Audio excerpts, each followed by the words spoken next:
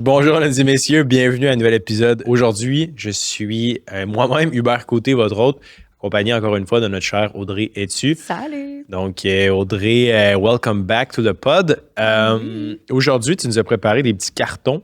Oui, Ça va être funky, là. oui, on va jouer à un petit jeu. Dans le fond, là, j'ai fait une story sur notre compte Instagram.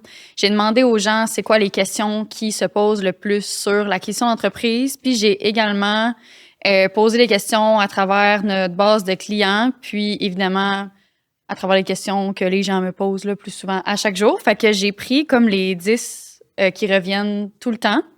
Fait que on va y aller, on va se poser ces petites questions-là, puis on va répondre. Dans le fond, ça va être aussi simple que ça. Parfait. Moi, j'ai 3 questions pour ça. Ouais, ben Tu j'en avais beaucoup que c'était plus pour toi, étant propriétaire d'une entreprise, quelle a été, tu sais justement là, la première que j'ai, c'est quelle erreur qui t'a causé le plus cher?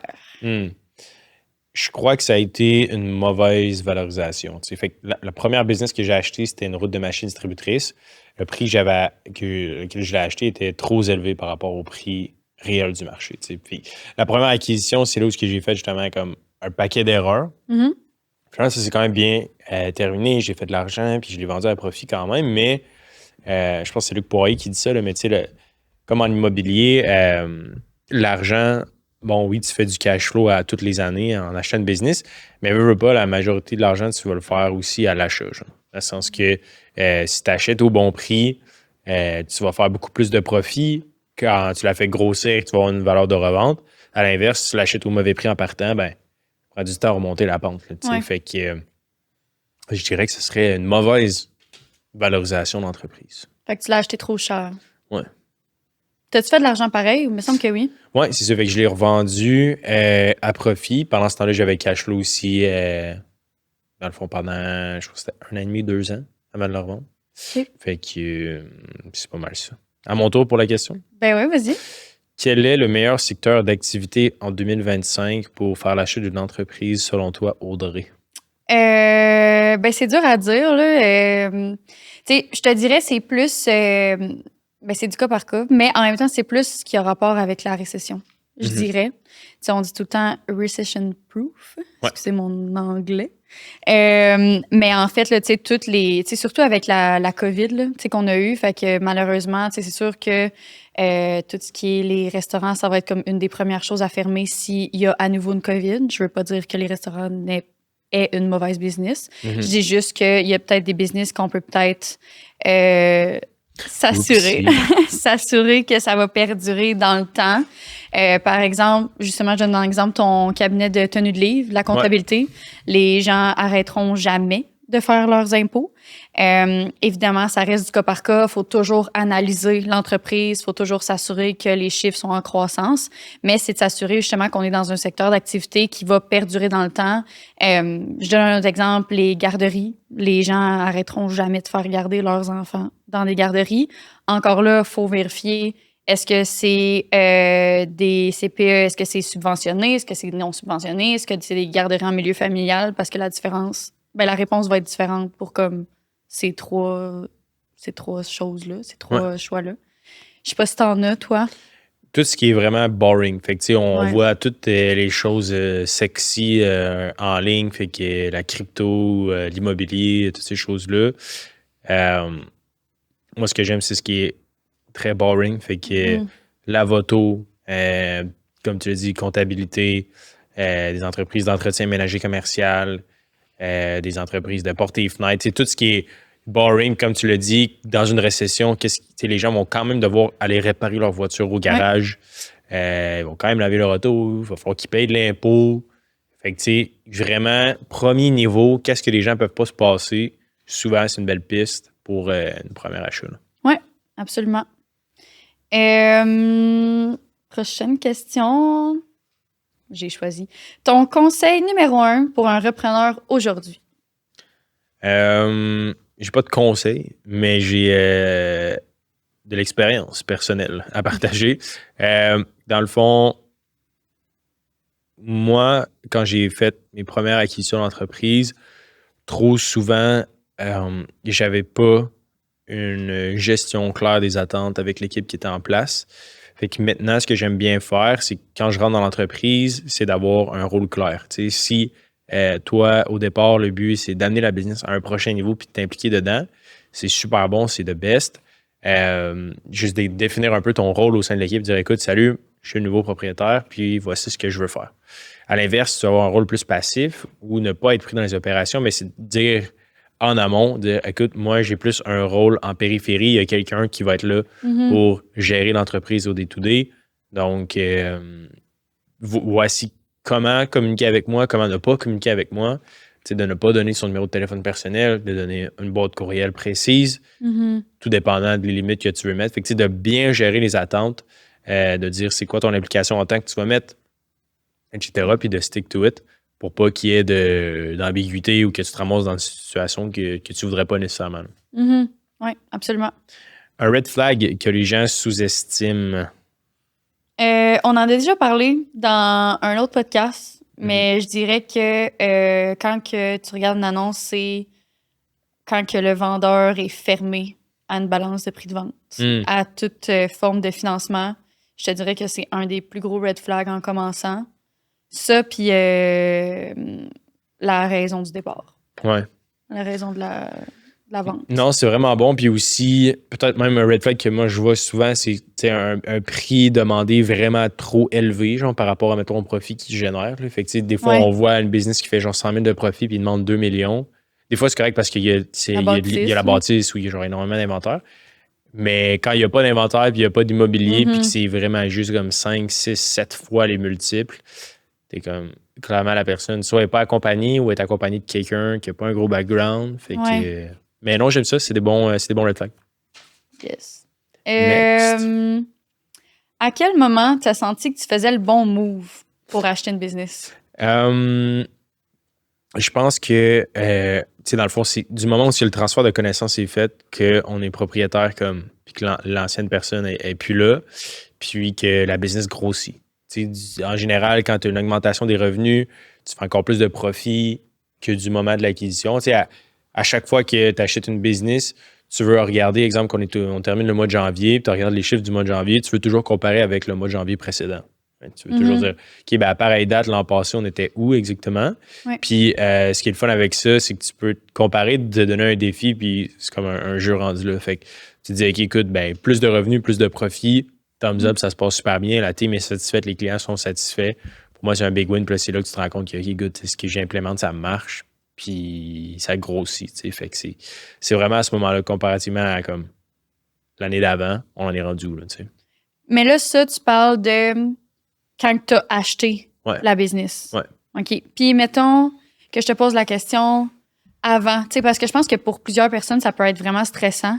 C'est le processus de comme t'achètes une business, OK, c'est beau, t'es accompagné, tu te fais évaluer, mais tu sais, là, c'est comme un peu des émotions en montagne russe, là. Tu sais, est-ce qu'il y a un moment dans le processus d'achat, tu sais, mettons, même avant que tu aies les clés.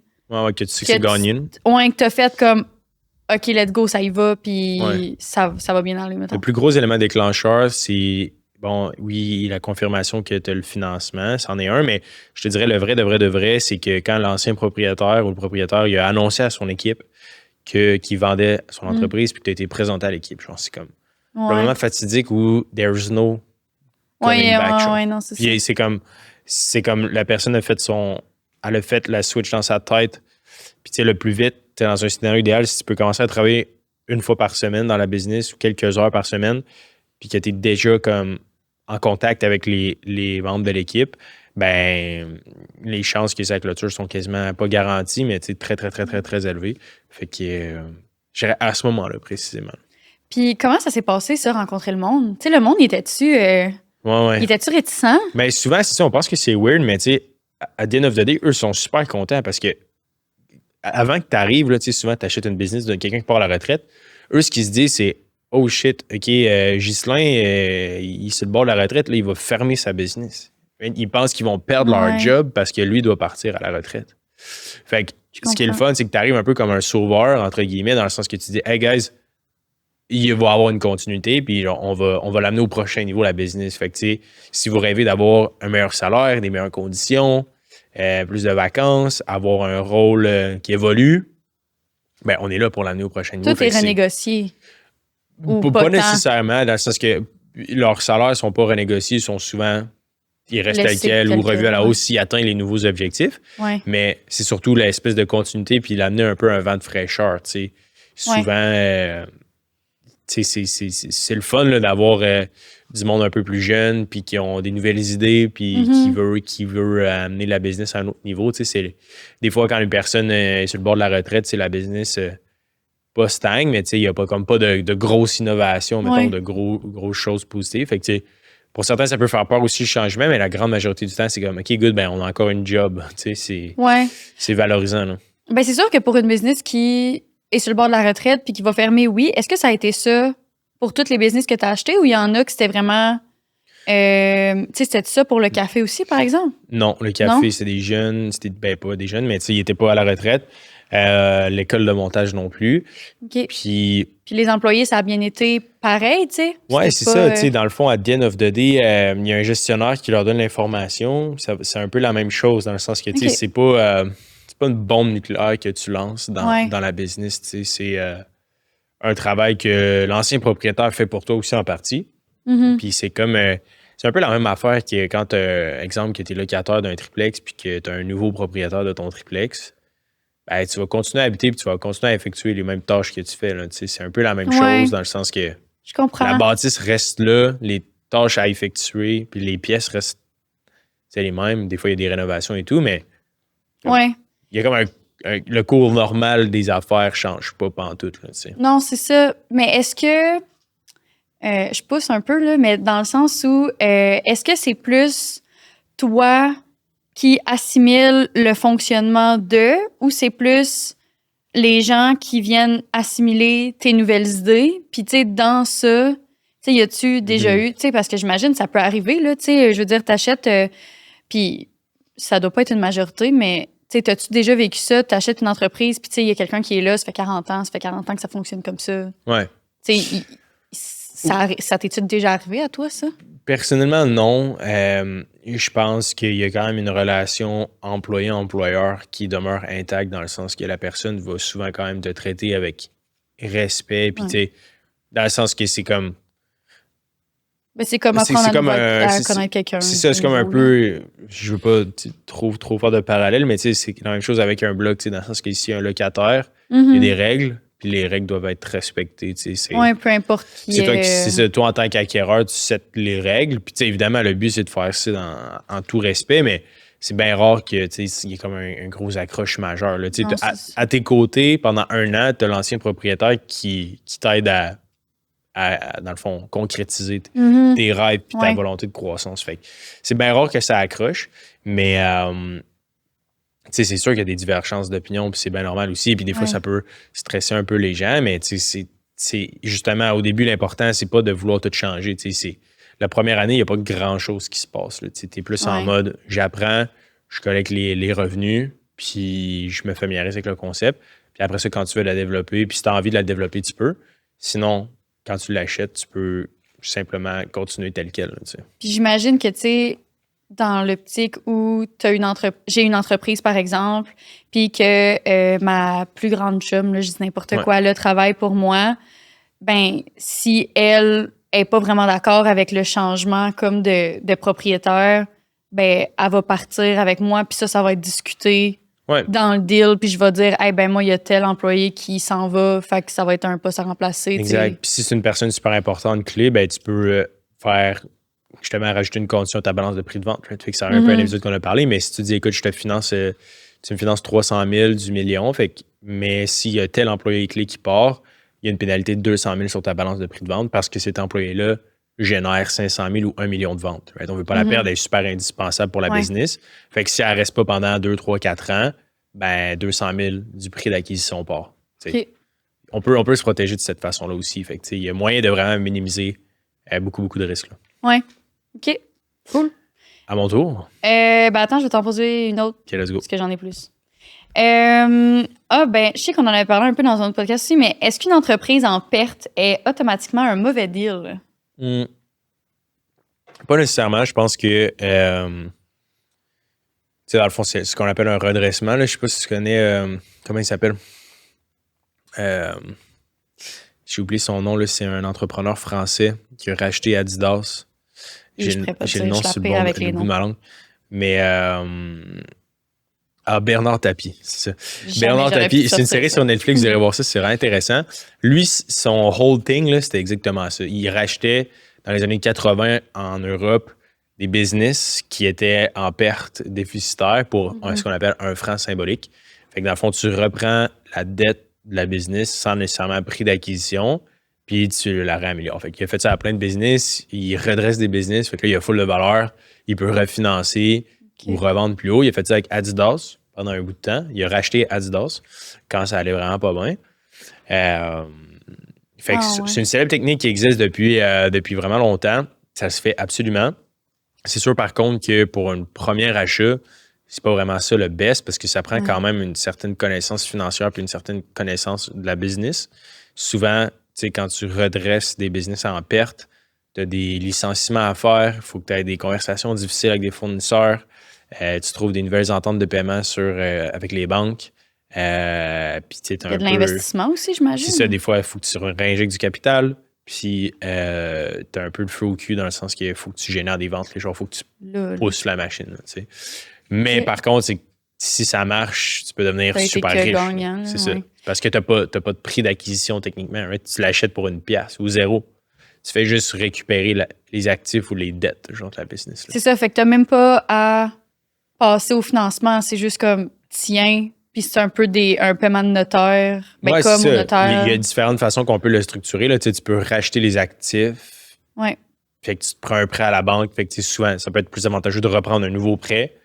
Tu paies, dans le fond, les actifs de la personne. Fait que lui, il s'occupe de régler ses anciennes dettes avec ses anciens créanciers. Puis toi, tu accumules une nouvelle dette en rachetant, exemple, les camions puis tout ça. Ouais. Il y en a qui vont reprendre la dette qui est existante. Puis lui, dans le fond, la différence, c'est que le propriétaire, il a comme plus de caution. Fait qu'il est plus responsable de la dette. Fait qu'il est comme... Puis là, toi, tu t'amasses ça en espérant le faire grossir. Là, fait que... OK. Cool. Mais ça se peut, tout se fait. Question pour toi. Quelles sont les 3 premières choses à regarder sur une annonce d'entreprise? Je l'ai dit un peu tantôt, mais la raison du départ. Justement, là, on aime beaucoup retraite, maladie. On ne souhaite pas ça à personne, mais malheureusement. Là, mais c'est sûr que pour un acheteur, c'est bien. Tout ce qui est le changement d'orientation, ça, c'est pas bon. Ça fait beaucoup anguille sous roche. Là.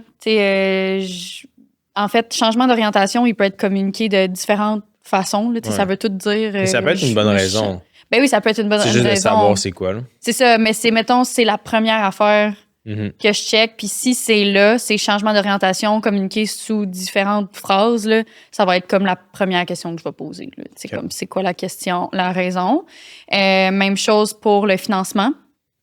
S'il est ouvert aux options de financement, sinon, pourquoi? C'est quoi les raisons de ça?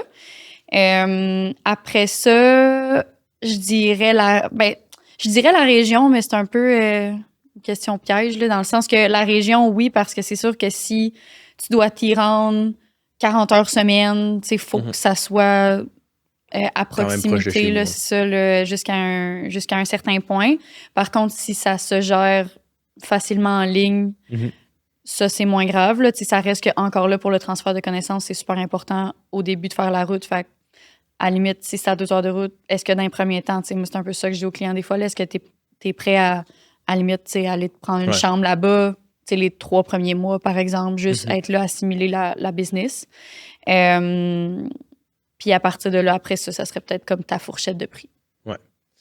Le classique année de fondation, fait que si ça fait plus que 10 ans aussi, ça respecte les multiples. Fait que entre 2 à 4 fois le BAYA, c'est souvent santé là, pour une première acquisition. Je pense que tu l'as bien résumé. Quand tu dis, nous on le sait, là, mais quand tu dis 2 à 4 fois le BAYA, je pense qu'il y a plusieurs chiffres là, d'affichés sur une annonce. Des fois, il n'y a rien pantoute, mais des fois, il y a le prix de vente, le chiffre d'affaires, le BAYA, les revenus, c'est quoi qui est à 2 fois 2 à 4 fois le baillage. Puis, c'est ça. Je sais pas si on est capable de le mettre à l'écran là, pour celles et ceux qui nous suivent sur YouTube. Vous allez peut-être pouvoir le voir, là, mais sinon, vous pouvez aller voir sur acquisition.biz, monentrepriseavente.com. Ça, c'est les fameux sites d'annonces. Sur Centris aussi, il y en a des business à vendre.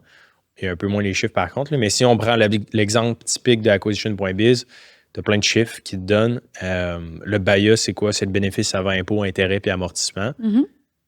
En simple français, là, c'est les profits que la business génère avant l'impôt à payer. Okay?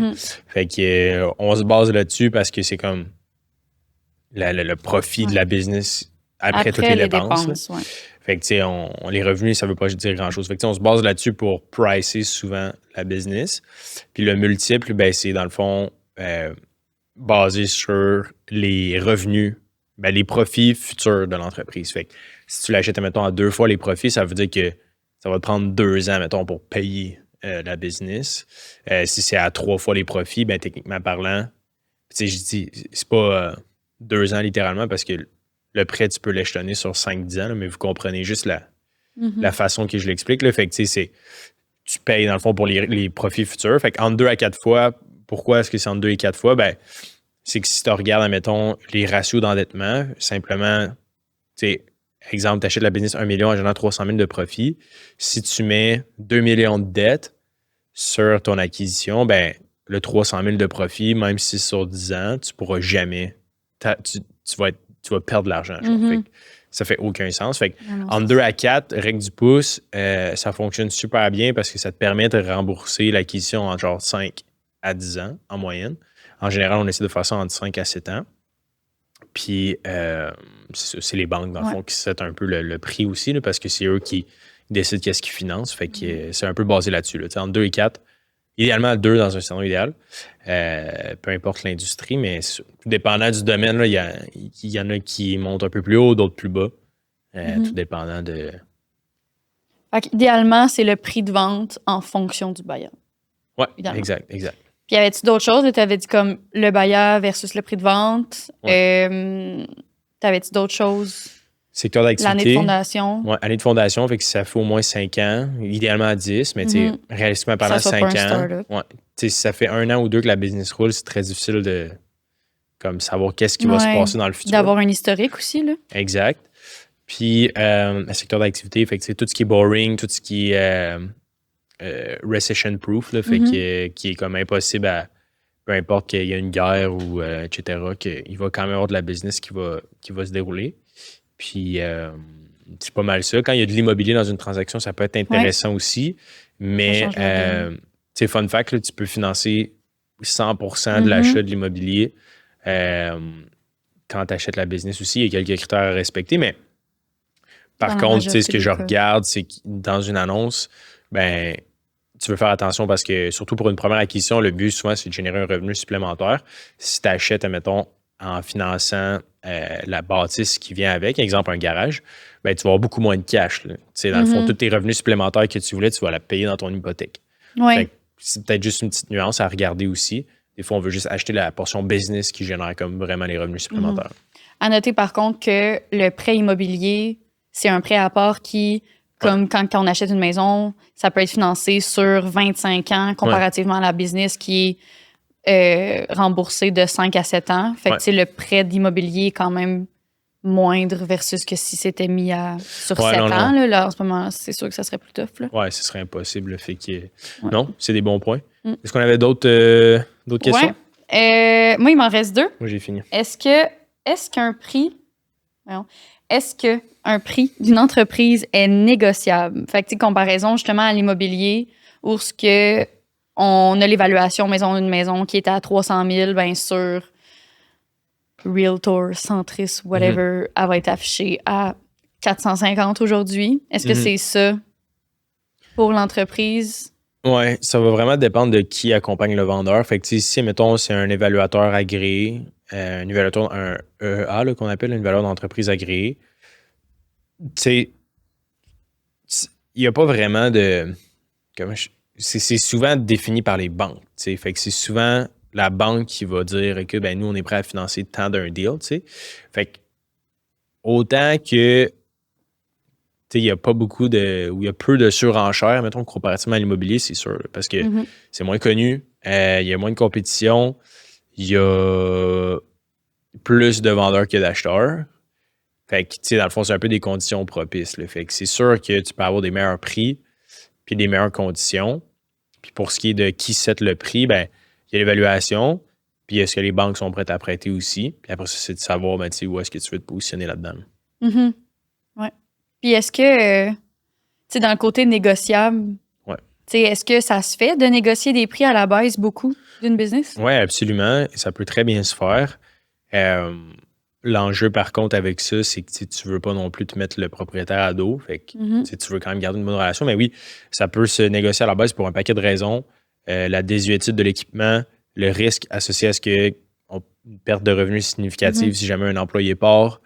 Moi, ce que j'aime faire, c'est que si le propriétaire demande un certain prix, on accueille sur le prix, mais on donne une grosse balance de prix de vente avec des conditions si jamais, comme un peu l'exemple de si l'employé clé part puis qu'il génère la moitié des revenus, ben là, il y a une pénalité, tu sais. Fait que c'est de venir se protéger puis de se hedger comme ça. Il existe plein de façons de structurer des deals, mais règle générale, c'est ça. Je ne vais pas essayer de lowballer puis offrir la moitié du prix qu'il demande. Je vais quand même essayer de trouver un terrain d'entente qui est relativement fair, mais avec des conditions à respecter. Oui, je comprends. J'en ai reçu une tantôt, justement, là, je la trouvais super bonne. Yes. Ça disait, j'ai une question pour Hubert. Est-ce que ton émotivité t'a déjà nuit sur un deal? Sinon, penses-tu que ça pourrait affecter et comment? Je pense que je suis un éternel optimiste. Fait que des fois, j'ai l'impression que ça va toujours mieux aller que c'est réellement. Fait que oui, je suis émotif dans le sens que je deviens comme excité à l'idée d'acheter une business. Puis des fois, d'être plus pessimiste, ça m'aiderait beaucoup. Fait que oui, absolument. Je veux dire, malgré mes 5 ans de carrière, puis les acquisitions que j'ai faites, on reste humain là-dedans, puis il y a tout le temps de l'émotion. Par contre, la meilleure chose à faire, c'est de, pas ouvrir son sac avec son avocat ou d'essayer de garder ça à, mettons, les gens qui vous coachent ou qui vous accompagnent, puis est-ce que les professionnels vont vous charger sinon si vous déballez le sac. Mais je dirais, de gérer ses émotions, il va en avoir de l'émotivité. C'est comme acheter une maison ou un triplex, encore une fois. Il y a une excitation, etc. Tant que c'est pas closé, c'est pas closé. Puis c'est de regarder les chiffres, de garder en tête de pourquoi on le fait, puis c'est quoi notre plan de match, puis c'est quoi le risque qu'on veut prendre, puis de rester discipliné là-dessus, ça va vraiment vous aider à win. Mais là, en même temps, j'imagine que ton éternel optimisme t'aide dans ta gestion d'entreprise. Ouais, je pense que ouais. C'est sûr que il y a des moments, c'est pas tout le temps rose. Il y a des moments qu'il y a des challenges. C'est sûr que d'être optimiste. Si t'es quelqu'un dans la vie qui est ultra pessimiste, d'avoir une business, c'est comme n'importe quoi. Là, je veux dire, même si t'es investisseur immobilier puis que tu crois pas au futur, tu penses que le monde est fini, tu ne croiras pas à la valeur future de ton bloc. Là, fait que, c'est sûr que ça prend quand même une espèce d'optimisme et un amour de la vie. Là. Si tu es complètement déprimé et négatif, je pense pas que tu es à la bonne place. Là. Non. Non, ça marche pas. Non, je comprends. Puis, tu sais, dans quelle partie c'est important de garder le plus, mettons, son sang-froid dans l'achat? Je crois que c'est vraiment à la toute fin de la transaction, là, ce qu'on appelle la due deal puis la CAVA, là, qu'on appelle. Fait que la due deal, c'est quand on regarde, exemple, les chiffres de l'entreprise, on se login dans le compte comptable, on regarde les transactions bancaires. C'est de ne pas se faire à croire que de se mettre des lunettes roses et de dire que tout va bien. C'est là que c'est important justement de regarder. Y a-t-il des choses que le vendeur m'avait dit qui ne sont pas vraies? Y a-t-il des choses qu'on s'est rendu compte, comme par exemple 100 000 pièces de cartes cadeaux qui ont été distribuées? Puis que si je deviens propriétaire puis que les gens réclament ce 100 000-là, ben moi, je dois payer un service dont l'argent a été dans les poches de l'ancien propriétaire. Right? Fait que des choses comme ça qu'on veut juste s'assurer qu'ils n'arrivent pas. Fait que c'est important de juste, on a une checklist, fait que de juste suivre la checklist puis de stick to the plan. Sinon, l'autre élément, ben, c'est à la toute fin. Souvent, il y a des choses qui accrochent. Fait que, exemple, tu fais la due deal, puis là, tu te rends compte que justement, il y a un 100 000 à venir ajouter dans le prix. Ben là, le propriétaire, il sera pas content d'entendre ça, mais il ne nous l'avait pas dit. Fait que là, tu veux pas perdre le deal. Mais là, il y a une petite chicane. Fait que c'est comme n'importe quelle négociation. Si tout le monde est... C'est sûr que comme d'un bord comme de l'autre, il va y avoir quelques frustrations. Ouais. C'est de mettre de l'eau dans son vin puis de s'assurer de closer le deal. Puis de suivre le plan, là, tout simplement. Oui. Ben, tu sais, je pense que la morale de tout ça, c'est aussi, tu sais, d'être bien entouré avec, tu sais, les professionnels à chaque étape, là, justement, la gang, s'il y en a, que vous avez des questions, venez nous voir. Ça va nous faire plaisir. Mais c'est ça, tu sais, ça faisait le tour des questions. Si jamais, là, vous en avez d'autres, des questions, tu sais, n'hésitez pas à venir nous en parler, ou si jamais vous avez des sujets que vous voulez qu'on approfondisse sur l'acquisition d'entreprise, ou même après, je sais qu'on veut faire des podcasts sur la gestion. Comment optimiser la business, là, ça va être vraiment cool comme podcast. Absolument. Fait qu'hésitez pas à venir nous voir. Yes, n'hésitez pas à vous abonner sur YouTube, écrivez-nous des questions, c'est toujours un fun de vous voir, de vous entendre, puis de donner du feedback. Donc, allez sur notre chaîne YouTube, écrivez des comments si vous en avez. Yes. Puis on se dit à très bientôt. Bye!